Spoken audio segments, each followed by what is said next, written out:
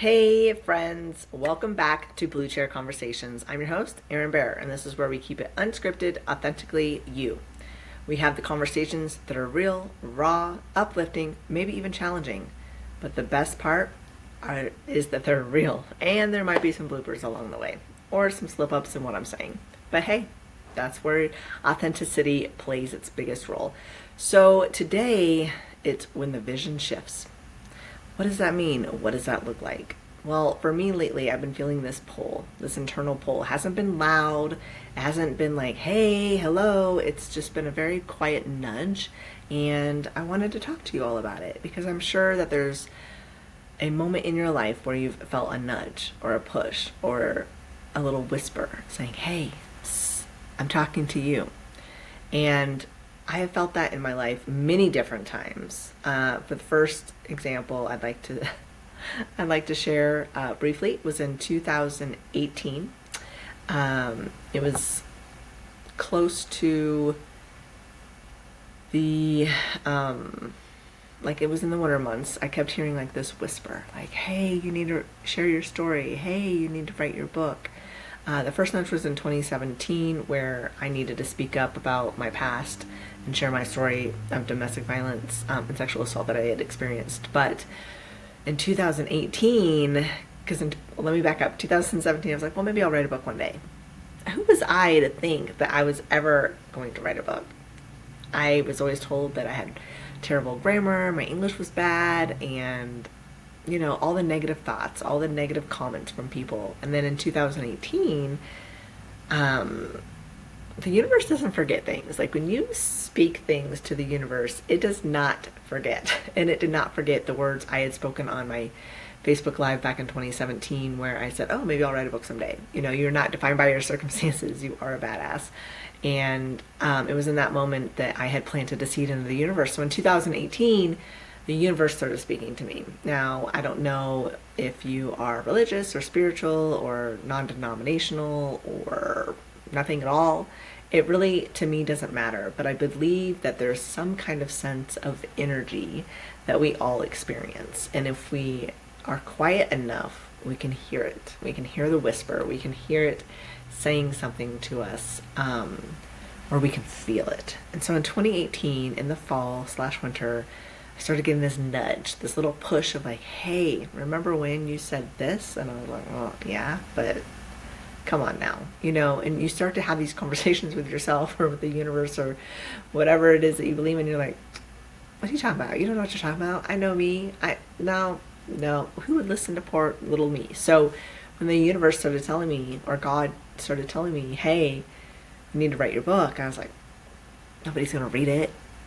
I hated reading until I was like in my 20s. So what gives me the authority to write a book?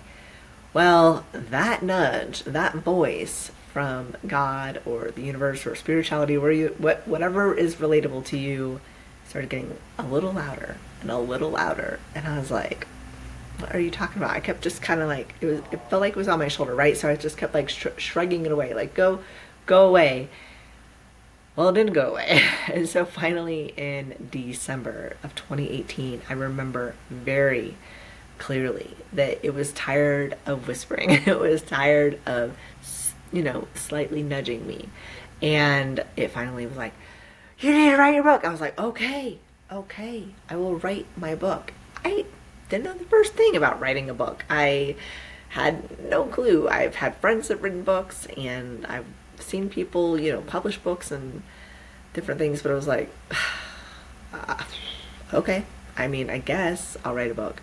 So in January of 2019, I decided, okay, I'm going to do this. And as I've said before, if I don't want to do anything, I'm not going to do it.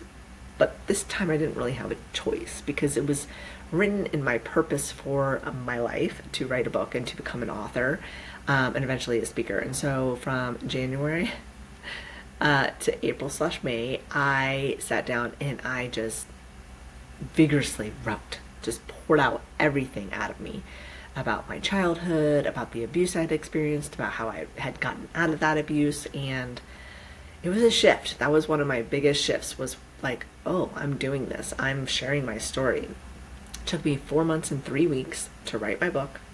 I decided that I wanted to release it in my birthday month, because not only was it my birthday month, it was my favorite month, and it was also National Domestic Violence Awareness Month, which was part of the cause that I was supporting, and I still do to this day, of survivors of domestic violence, and I put everything into it. And so that was a really big shift for me, was when I realized, oh, I have a bigger purpose than just, working, or trying to have the perfect life. I had a bigger purpose to reach out and to talk to people and share my story and connect on a deeper level. And so in 2019, I released my first book, From Being a Badass. And that was a big shift. And I became a speaker through that, which was interesting. Never thought I'd be a speaker either. But here I am. Here I am. And then, obviously, I started a whole mission. If you hear some noises, Cat Kodak has decided that she wants to play. So she might make an appearance. But yeah, so I started speaking, and then in 2019 December, so a year after I had gotten that nudge from the universe, I was like, my book needs to be in the hands of those that are impacted, those that are going through domestic violence and sexual assault. And so I had launched this whole mission of make an impact. Sorry guys, my cat, she's going crazy. Kodak, come here. Told you this is real and raw and authentic, so hang on, people. And so I had people sponsor the book and get it into shelters. And that mission is still going today. It's definitely needs some more sponsors. But if you want to hear about that or learn more about that, definitely comment below and let me know. But that was the big first shift. First it was quiet, then it got louder. And why do I mention that? Because today's all about the real life shifts that happen to us. And if we're open to it, then we can receive them. Because when something doesn't feel right, it usually isn't. There's something that we need to shift or pivot. And you'll hear a lot about me talking about pivoting and shifting, because I really believe in energy and frequency, and I think it's important that we stay attuned to that. So fast forward to COVID, 2020, everybody was locked in their houses, and so I kept on the mission of make an impact for getting my book in shelters in the hands of those women that needed it, even men. And then I kind of took a break from writing, and then I got another nudge. Erin, you need to help other people tell their story. So I'm not going to go into every book, but basically I started writing again in 2022, and I launched a book. I launched a book in 2023, and I launched a book in 2024. And I've always known that my life's mission or purpose has been to pour into others, to share my stories and relate to people with that thin silver line or lining, and connect on a deeper level. And then sometimes you pour and pour and pour and pour into others, that sometimes that rolls over into maybe other things, such as maybe your hobby or maybe your job or things that you do for people. And sometimes you can feel like, oh, maybe, man, I don't know if this is in alignment with my purpose, or why am I pouring so much energy and love and passion into somebody else's cup instead of my own. And when you start to have those questions, when you start to have those doubts, when you start to think more about them, I feel that that's the nudge, that's the shift that you're feeling. It's like, hey, you are who you are, and this nudge is telling you like you're stepping away from who you are or what your purpose is, or maybe you're stepping further away from your dreams and your passions and your purpose that you are meant to do. And so when you get that nudge, you start to feel restless. Maybe you don't feel as so much peace in your life, or maybe you're just drained, or you're tired, or you're exhausted, and you just can't figure it out. But I believe if you sit quietly long enough and just tune out all the noise that's going on around us in our worlds, I think you can know. You look within, and the universe or God or spirituality or whatever it may be for you will start to whisper and say, hey, I'm right here. I can see you. I can feel your struggles. And for me, lately, I've had a shift in some areas in my life where I'm like, I love this so much, but it's pulling me away from what I need to do to stay in alignment, to stay on track within what I'm supposed to do. So it's not always in this big, loud way, but it can be in a very quiet, steady kind of way. And with me finding myself focused on what lights me up more, I'm stepping back from what drains me. And sometimes I think we're like, man, is that the right thing? Yes. Yes, it absolutely is the right thing. When you start to step away from the things that drain you and then shift your focus to the things that light you up, you're going to feel more energized. You're going to feel more alive. You may rest better. You may want to fuel your body with better foods. The shift can look different in many ways. Maybe you realize, man, this just doesn't feel good, that I want to shift so I feel good. Because when you feel good, you're happier, you're more calm, you're steady in your approach on certain things. And maybe, just maybe, you take bigger risks because they're in alignment of what you need rather than what you want.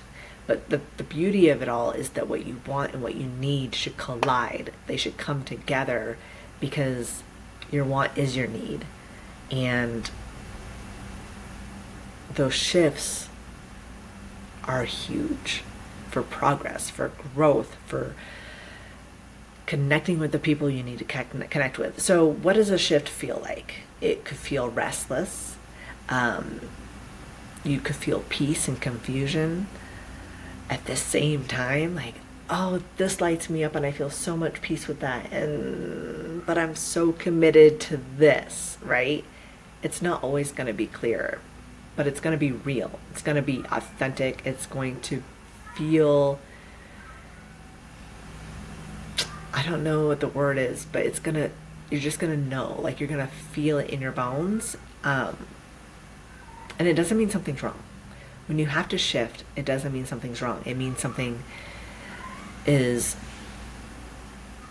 being awakened in you, coming to light for you, whether that is changing jobs, starting something that you've been wanting to start for a long time, doing a project that you are passionate about. Maybe it's volunteering finally for something else, or giving back, or stepping away from something. And that is completely okay.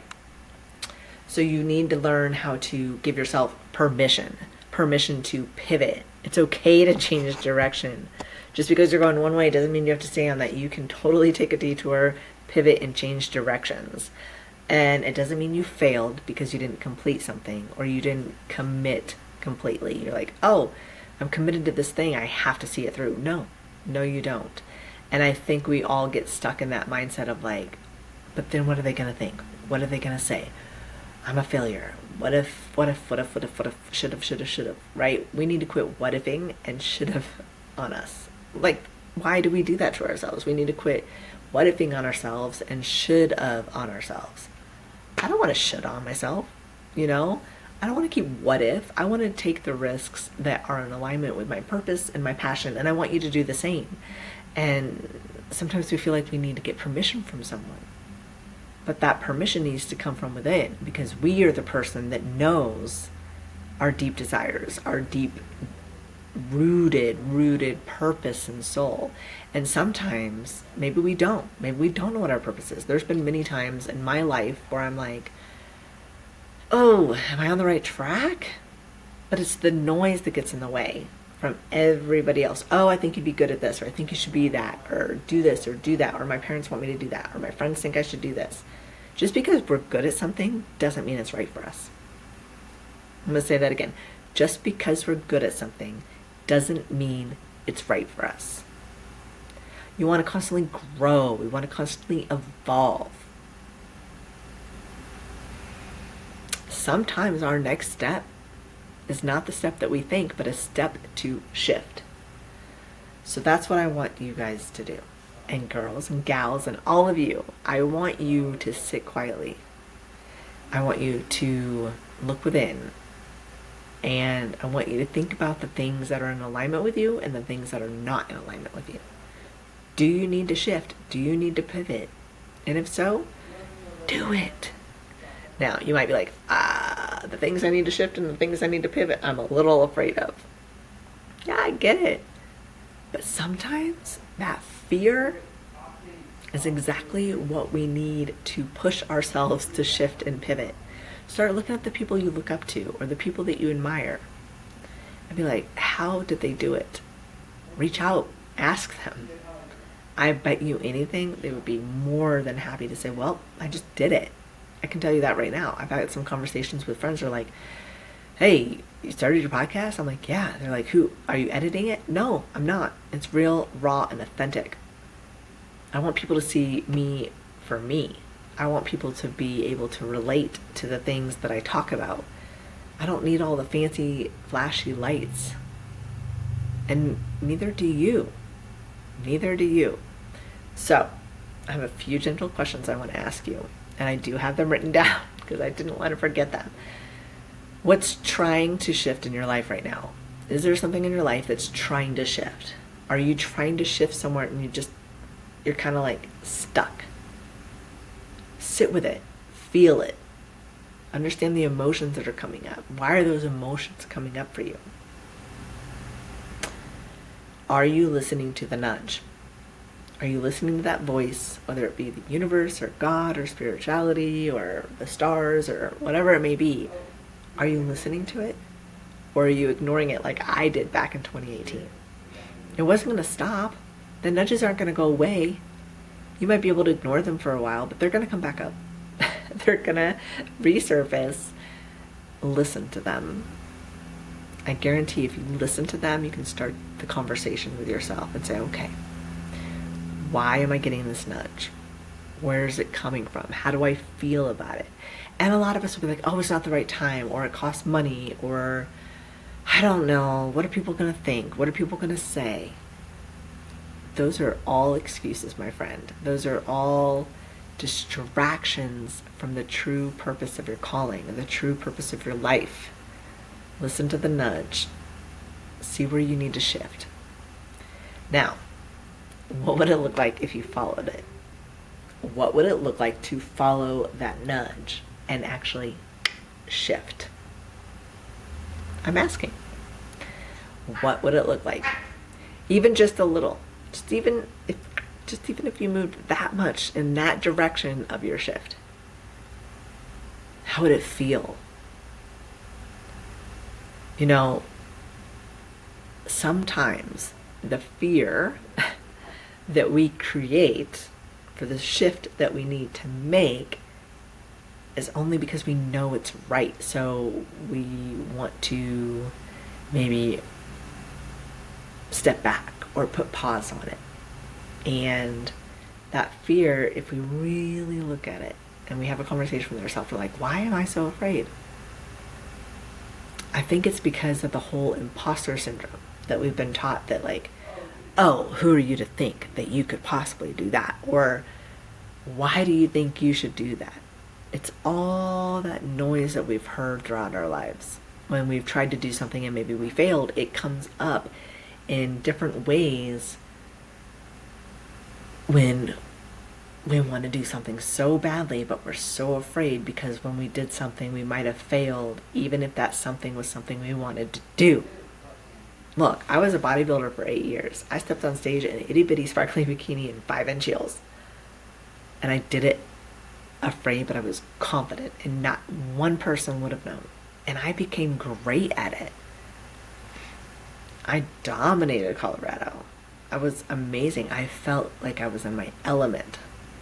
But there's been other things where I felt like I was in my element. Playing golf, coaching golf, being a personal trainer, being a speaker like I am still to this day, speaking and pouring into others, writing my books. We can have an array of passions because it all comes together in our purpose. So if there's something missing that is going on in your life and you know it takes a shift, I really want you to sit down with yourself. What's trying to shift in your life? Are you listening to that nudge? And what would it look like to follow it? Even just a little. So, here's the big thing. You don't even have to explain your shift to anyone. You don't have to tell them what you're shifting from to. You don't have to do that, because it's enough that you feel it. And here's the thing, too. There's a shift, and you're listening to it, and you're following it. Keep showing up. That's my cat, Kodak. She is something else. You want to say hi? She wants the plant. So this is Kodak. She's my little girl. I told you, real raw and authentic. So keep showing up. Keep trusting the process, but most importantly, you need to keep trusting, I'm going to say it, keep trusting yourself. Keep trusting yourself. Kodak wanted to make an appearance, I guess. Do you see her unicorn on her nose? Isn't she adorable? All right. Well, from Kodak and myself, your host, Erin Bear, thanks again for being in this moment, for talking about when the vision shifts. And I'll meet you right back here in the blue chair next time.